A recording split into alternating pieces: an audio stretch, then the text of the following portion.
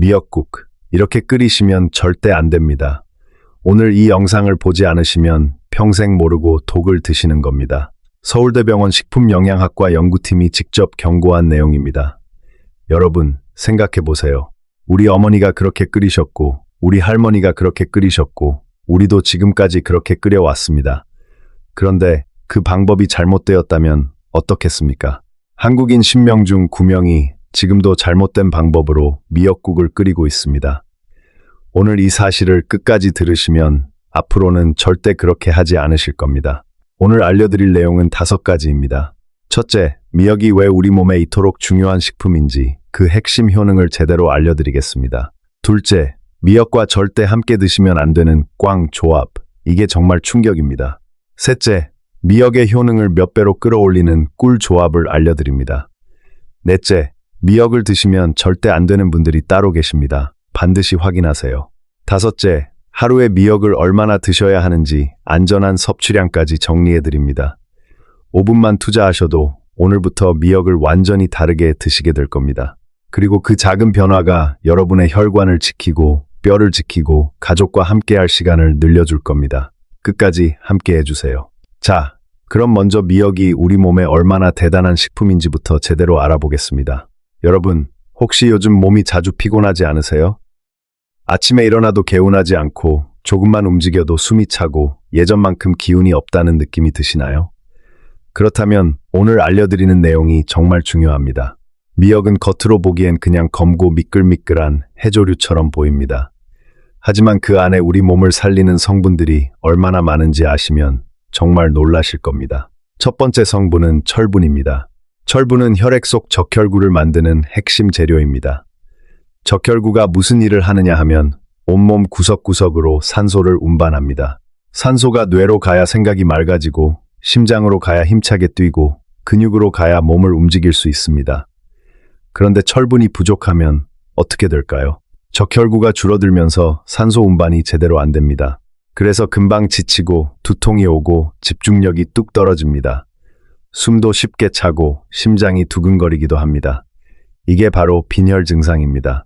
국민건강보험공단 자료에 따르면 우리나라 60대 이상 여성 10명 중 3명이 빈혈을 가지고 있습니다. 여성분들은 폐경 이후에도 빈혈이 많이 생깁니다.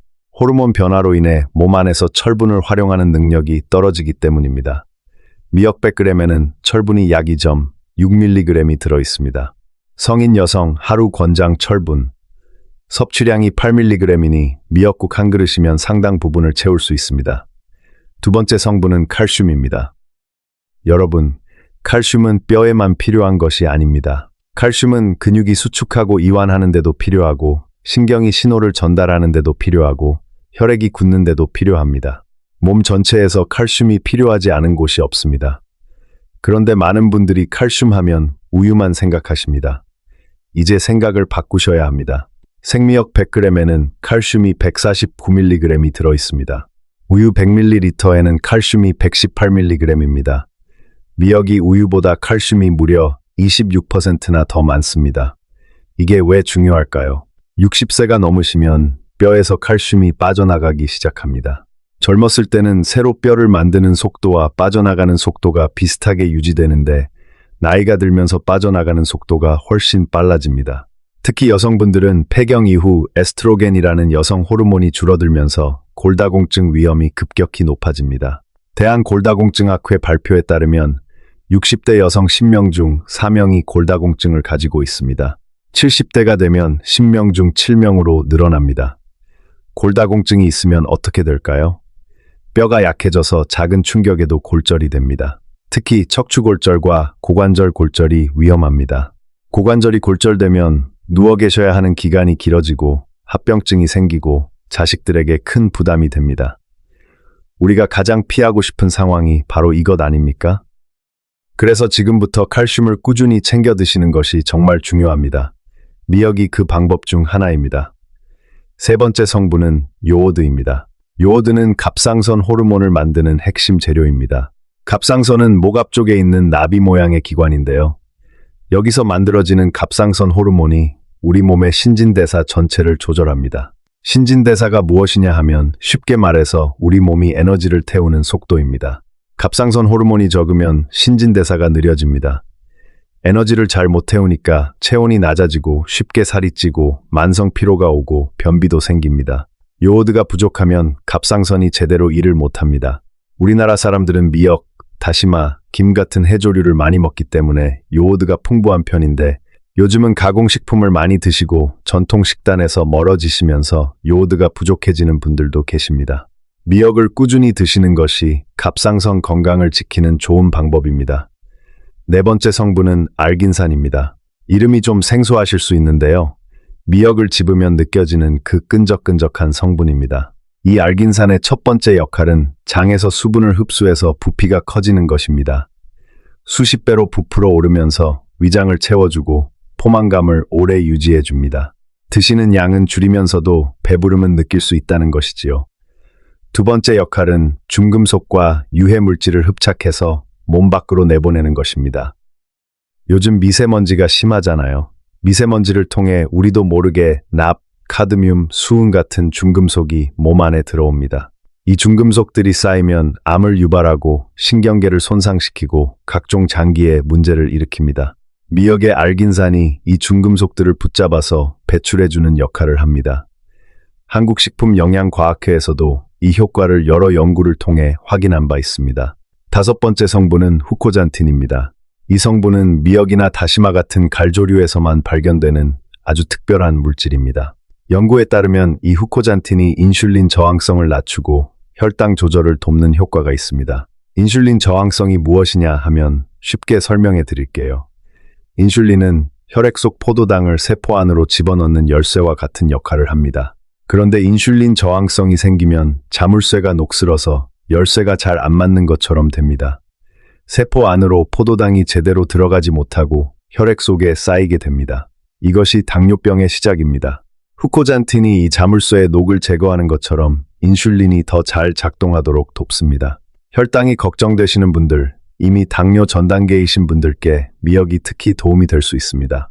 여섯 번째 성분은 식이섬유입니다.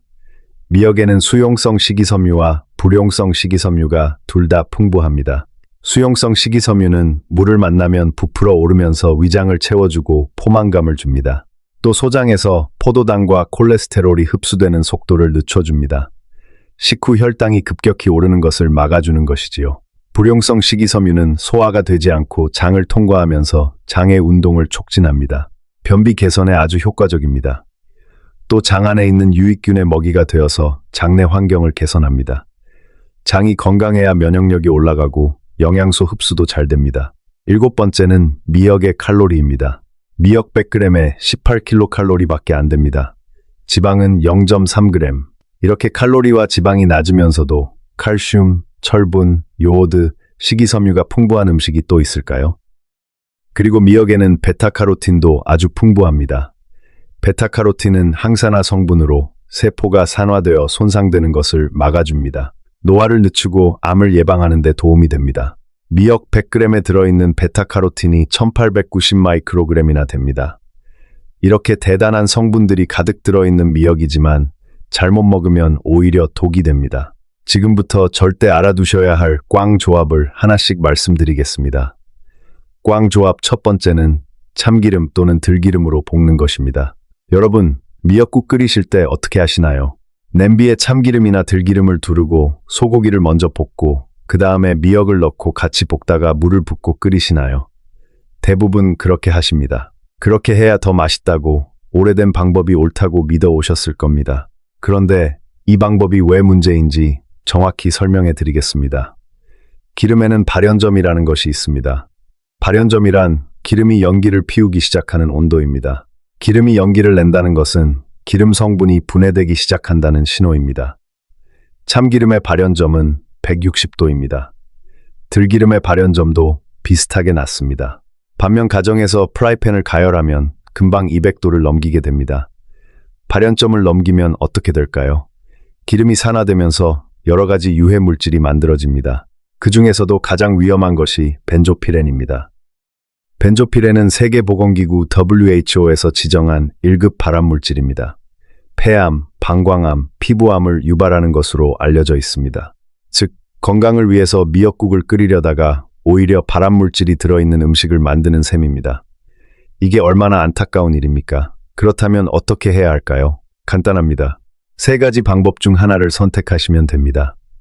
첫 번째 방법은 식용유를 쓰는 것입니다. 해바라기 씨유, 현미유, 콩기름처럼 발연점이 200도 이상인 식용유를 사용하시면 됩니다. 이런 기름들은 고온에서도 유해 물질이 잘 생기지 않습니다. 두 번째 방법은 물로 볶는 것입니다. 기름 없이 소고기에서 나오는 기름으로 볶거나 물을 조금 넣고 볶으시면 됩니다. 기름 없이도 맛있는 미역국을 끓일 수 있습니다. 세 번째 방법이 가장 좋습니다. 미역국을 다 끓인 후 불을 끄고 나서 참기름이나 들기름을 두르세요. 이렇게 하면 고소한 향은 그대로 살아있으면서도 유해 물질은 만들어지지 않습니다. 지금 이 순간부터 이 방법으로 바꿔보세요. 재료도 같고 방법도 거의 같은데 한 가지만 순서를 바꾸는 것입니다. 비용도 들지 않습니다.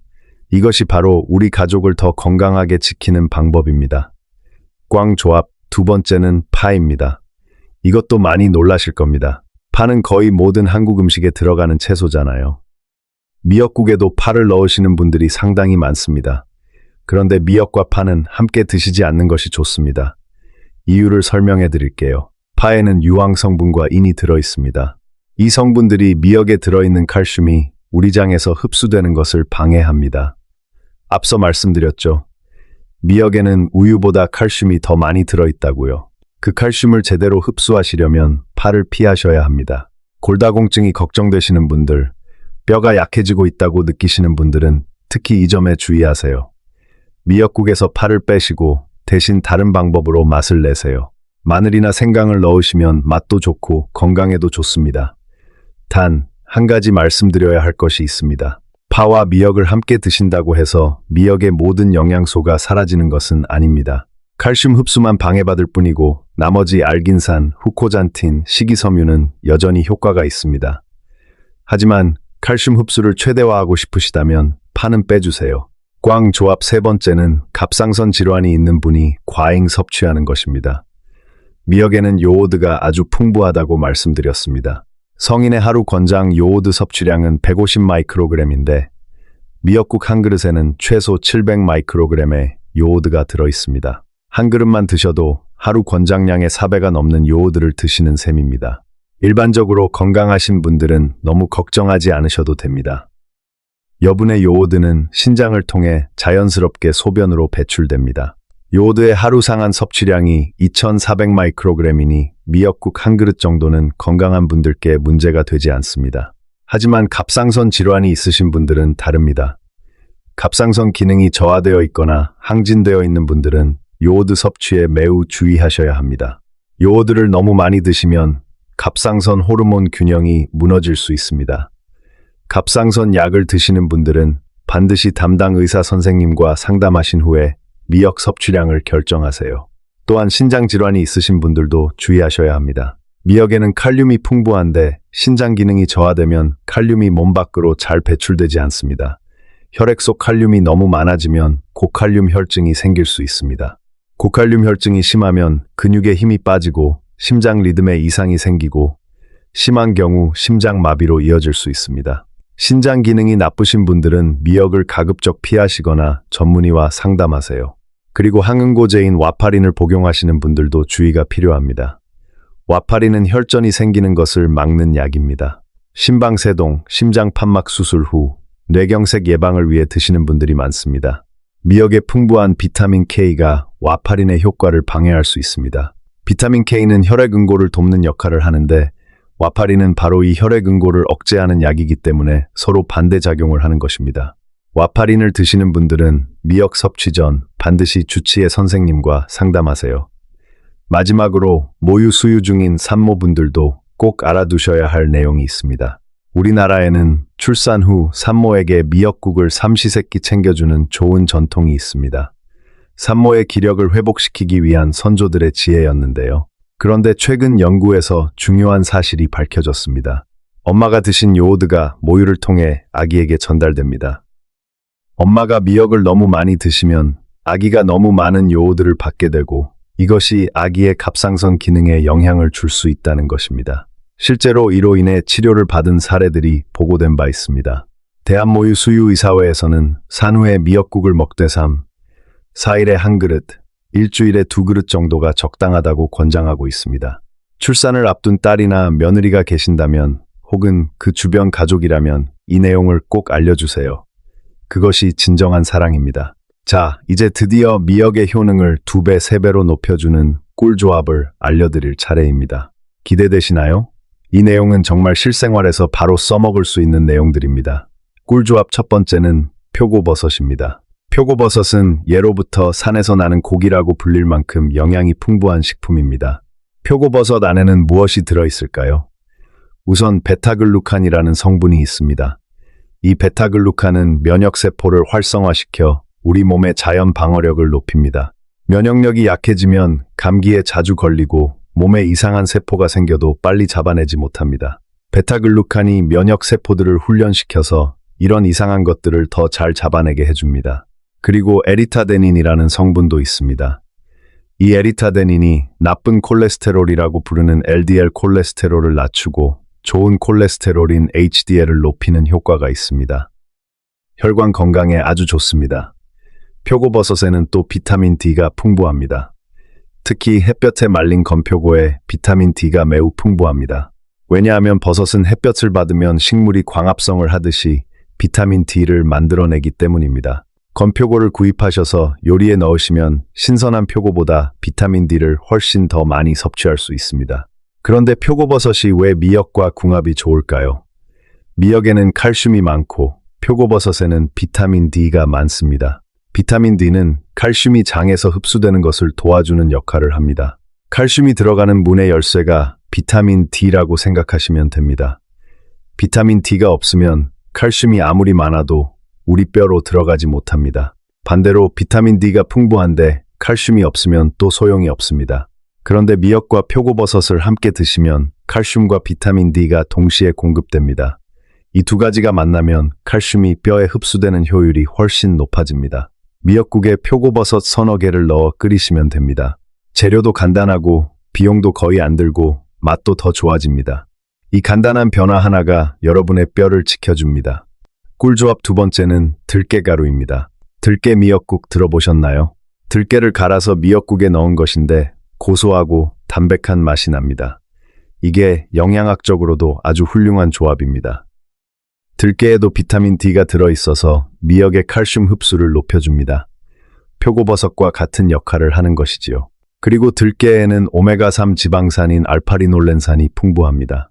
오메가3 지방산은 혈관 안에서 염증을 줄이고 혈액이 굳는 것을 막고 혈관을 유연하게 유지해줍니다. 혈관 건강에 정말 중요한 성분입니다. 더군다나 들깨가루를 넣으면 국물이 더 진해지고 고소해집니다. 드시기도 더 맛있어지는 것이죠. 건강에도 좋고 맛도 좋으니 이보다 좋은 조합이 없습니다. 방법도 간단합니다. 미역국이 다 끓으면 불을 약하게 줄이고 들깨가루를 2-3큰술 넣고 잘 저어주시면 됩니다. 끝입니다. 꿀조합 세 번째는 두부입니다. 두부는 우리나라 사람들이 오래전부터 즐겨 드신 전통식품입니다. 콩으로 만든 두부에는 단백질, 칼슘, 레시틴, 사포닌 등 건강에 좋은 성분들이 가득합니다. 그런데 두부와 미역을 함께 드시면 특별한 이점이 하나 더 생깁니다. 두부에 들어있는 사포닌 성분이 과잉 섭취된 요오드를 몸 밖으로 배출하는 것을 돕습니다. 앞서 미역에 요오드가 많아서 과잉 섭취가 걱정될 수 있다고 했잖아요. 두부를 함께 드시면 그 걱정을 자연스럽게 줄일 수 있습니다. 또 두부의 레시틴 성분은 콜레스테롤이 장에서 흡수되는 것을 줄여줍니다. 혈중 콜레스테롤이 높으신 분들께 도움이 됩니다. 그리고 레시틴은 뇌세포를 보호하고 기억력을 유지하는 데도 중요한 역할을 합니다. 기억력이 걱정되시는 분들, 치매 예방이 걱정되시는 분들께 두부가 도움이 됩니다. 두부 미역국은 당뇨 관리에도 탁월합니다. 미역은 소화 흡수가 천천히 되어서 혈당이 서서히 오르게 합니다. 두부는 단백질이 풍부해서 식후 혈당이 급격히 오르는 것을 막아줍니다. 두 가지를 함께 드시면 혈당 관리에 정말 효과적입니다. 당뇨 전 단계이신 분들, 혈당이 높아서 걱정하시는 분들, 이제 두부 미역국을 자주 드세요. 꿀조합 네 번째는 오이입니다. 여름에 미역 오이냉국 즐겨 드시는 분들 계시죠? 이 조합이 단순히 여름 별미가 아닙니다. 혈당 관리에 아주 탁월한 조합입니다. 미역의 혈당 지수가 16입니다. 오이의 혈당 지수가 15입니다. 두 식품 모두 혈당을 거의 올리지 않는 저혈당 음식입니다. 그리고 오이에는 수분이 95%나 됩니다. 더운 여름에 부족하기 쉬운 수분을 보충하는 데 탁월합니다. 게다가 미역 오이냉국에 들어가는 식초도 중요한 역할을 합니다. 식초에 들어있는 아세트산이 식후 혈당이 오르는 속도를 늦춥니다. 또 장 안에 있는 유해균을 억제하고 유익균이 살기 좋은 환경을 만들어줍니다. 장 건강이 좋아지면 소화가 잘 되고 면역력도 올라갑니다. 그리고 식초에는 피로를 풀어주는 유기산이 풍부합니다. 더운 여름에 쉽게 피곤해지시는 분들께 미역 오이냉국이 정말 좋습니다. 만드는 방법도 아주 간단합니다. 미역을 물에 불려서 적당한 크기로 자르고 오이를 얇게 썰어서 함께 넣고 식초, 간장, 참기름, 설탕을 조금씩 넣어 무치시면 됩니다. 이것은 다 끓인 후에 드시는 것이라서 참기름을 마지막에 넣어도 괜찮습니다. 냉장고에 넣어두고 시원하게 드시면 됩니다. 꿀조합 5번째는 미역귀입니다. 미역귀를 모르시는 분들도 계실 텐데요. 미역귀는 미역의 생식기관 부분으로 미역 줄기 아래쪽에 달려있는 두껍고 짙은 부분입니다.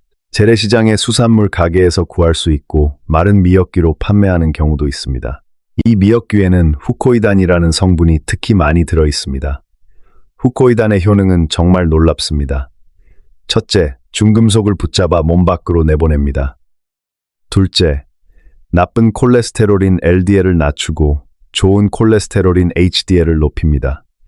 셋째, 혈액이 비정상적으로 굳는 것을 억제해서 혈액순환을 원활하게 합니다.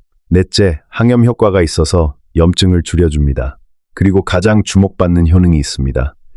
바로 암세포의 아포토시스, 즉 암세포의 자살을 유도하는 효과입니다. 암세포는 정상세포와 달리 죽지 않고 계속 증식하는 특성이 있습니다. 후코이단은 이 암세포들이 스스로 죽는 과정을 활성화시킨다는 연구 결과들이 있습니다. 국내외 다수의 연구에서 이 효과가 확인되고 있습니다. 이렇게 효능이 뛰어난 미역귀를 미역국에 함께 넣어 드시면 건강 효과가 훨씬 커집니다. 미역귀를 별도로 구입하셔서 미역국 끓이실 때 함께 넣으시거나 미역귀 따로 무쳐서 반찬으로 드셔도 좋습니다. 자, 지금까지 미역의 효능과 꽝 조합, 꿀 조합에 대해 알아보았습니다. 이제 하루에 미역을 얼마나 드셔야 하는지 안전한 섭취량에 대해 정리해 드리겠습니다. 앞서 미역에 요오드가 많다고 말씀드렸습니다. 하루 권장 섭취량이 150 마이크로그램인데 미역국 한 그릇에만 700 마이크로그램이 넘는 요오드가 들어 있습니다. 많이 걱정이 되시죠? 하지만 요오드 하루 상한 섭취량은 2400 마이크로그램입니다. 일반적으로 건강하신 분들이라면 미역국 한 그릇 정도는 걱정하지 않으셔도 됩니다. 다른 음식을 통해서도 요오드가 들어오는 것을 고려하면 하루 한 그릇 정도가 적당합니다. 미역국을 끓이실 때 한솥 왕창 끓여서 며칠을 드시는 분들도 계시는데요. 이보다는 가족이 한 끼에 먹을 수 있는 양만 끓여 드시는 게 좋습니다. 그래야 신선하게 드실 수 있고 과잉 섭취도 막을 수 있습니다. 또 미역국을 드시지 않는 날에도 미역무침, 미역냉국, 미역초무침 같은 방식으로 다양하게 미역을 즐기실 수 있습니다. 이렇게 다양한 방법으로 조리해서 드시면 질리지 않으면서도 꾸준히 미역의 영양을 챙길 수 있습니다. 그리고 미역 보관법도 알아두세요. 생미역은 구입 후 빨리 드시는 게 좋고 남은 것은 밀폐 용기에 넣어 냉장 보관하세요. 마른 미역은 서늘하고 건조한 곳에 보관하시면 됩니다. 마른 미역은 물에 담가 불리면 양이 10배 이상 늘어납니다. 불리실 때 물을 너무 많이 담가서 오래 불리면 수용성 영양소가 물에 녹아 빠져나올 수 있습니다. 5. 10분 정도만 불리신 후 사용하시는 게 좋습니다. 오늘 알려드린 내용을 한 번 더 정리해드리겠습니다. 미역은 철분, 칼슘, 요오드, 알긴산, 후코잔틴, 식이섬유, 베타카로틴이 풍부한 최고의 건강식품입니다. 혈관을 청소하고 뼈를 지키고 혈당을 안정시키고 면역력을 높이고 중금속을 배출해줍니다. 하지만 꽝 조합은 반드시 피하셔야 합니다. 첫째, 참기름이나 들기름으로 볶지 마세요. 발연점이 낮아 발암물질이 생깁니다. 식용유로 볶으시거나 다 끓인 후 마지막에 넣으세요. 둘째, 파와 함께 드시면 칼슘 흡수가 방해됩니다. 뼈 건강이 걱정되신다면 파는 빼주세요. 셋째, 갑상선 질환, 신장 질환, 와파린 복용 중이신 분들은 전문의와 상담 후 드세요. 산모분들도 하루 3끼보다는 적게 일주일에 2그릇 정도가 안전합니다. 꿀 조합을 적극 활용하세요. 표고버섯이나 들깨가루를 넣으시면 칼슘 흡수가 높아집니다. 두부를 넣으시면 요오드 과잉이 완화되고 혈당 관리에 좋습니다. 여름에는 오이와 식초를 활용한 냉국으로 즐기세요. 미역귀를 함께 넣으시면 항암 효과까지 누릴 수 있습니다. 그리고 하루 한 그릇이 적당합니다. 너무 많이 드시는 것보다 꾸준히 드시는 것이 중요합니다. 여러분, 오늘 알려드린 내용이 어렵지 않으셨나요? 정말 간단한 방법들입니다. 미역국 끓이는 방법 하나만 바꿔도 훨씬 건강한 음식이 됩니다. 우리가 자식들에게 짐이 되지 않고 손주들과 오래오래 건강하게 함께하고 싶다면 지금 이 순간부터 작은 것부터 하나씩 바꿔나가면 됩니다. 이 영상이 여러분의 건강에 조금이라도 도움이 되셨다면 좋아요와 구독 부탁드립니다. 더 많은 건강 정보로 꾸준히 찾아뵙겠습니다. 우리 모두 건강하고 행복한 하루 되시길 진심으로 바랍니다. 감사합니다. 에이.